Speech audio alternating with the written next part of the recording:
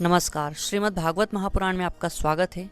और आज से हम सुंदरकांड की यात्रा की शुरुआत कर रहे हैं, जहां सबसे पहले हम जानेंगे उस वीर भक्त दिव्य आत्मा के बारे में, श्री हनुमान जी, जिन्होंने अपने बल, बुद्धि और भक्ति से असंभव को संभव कर दिखाया और प्रभु श्री राम के कार्यों को सिद्ध किया।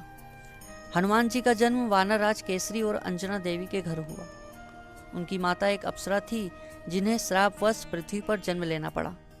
जब अंजना देवी तपस्या कर रही थी, तब पवन देव ने उन्हें वरदान स्वरूप एक दिव्य संतान दी, और वही थे पवन पुत्र हनुमान। हनुमान जी जन्म से ही अद्भुत थे। कहते हैं कि एक बार बाल अवस्था में उन्होंने सूर्य को फल समझकर निगल लिया था। उनका शरीर वज्र के समान था, बल अतुलनीय था और बुद्धि तीव्र थी। हनुमान जी ने सूर्य देव से शिक्षा प्राप्त की। उन्होंने वेद, पुराण, व्याकरण, संगीत और राजनीति का गहन ज्ञान प्राप्त किया। नव व्याकरण के ज्ञाता हनुमान जी को श्रेष्ठ विद्वान माना गया है। उनकी बुद्धि इतनी तीव्र थी कि वे जो एक बार सुन ले उसे कभी नहीं भूलते थे। हनुमान जी का सबसे बड़ा गुण था अडिग और निष्काम भक्ति। जब पहली बार उनकी भेंट श्री राम जी से हुई, तो मानो जैसे जल को अपना स्रोत मिल गया। उनकी आत्मा जान गई, यही मेरे आराध्य हैं, यही मेरे जीवन का लक्ष्य है। हनुमान जी ने अपने लिए कुछ नहीं चाहा, केवल श्री राम का कार्य ही उनका धर्म बन गया।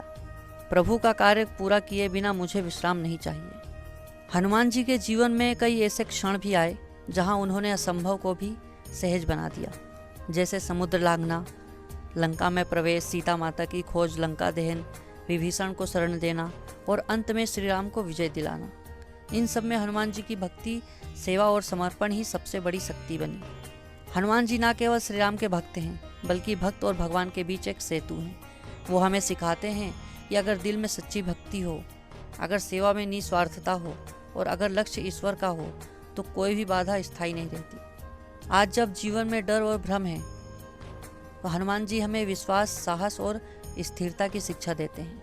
हनुमान चालीसा में लिखा है, बुद्धिहीन तनु जानिके सुमिरो पवन कुमार, बल बुद्धि विद्या देहु मोहि, हरहु कलेश विकार।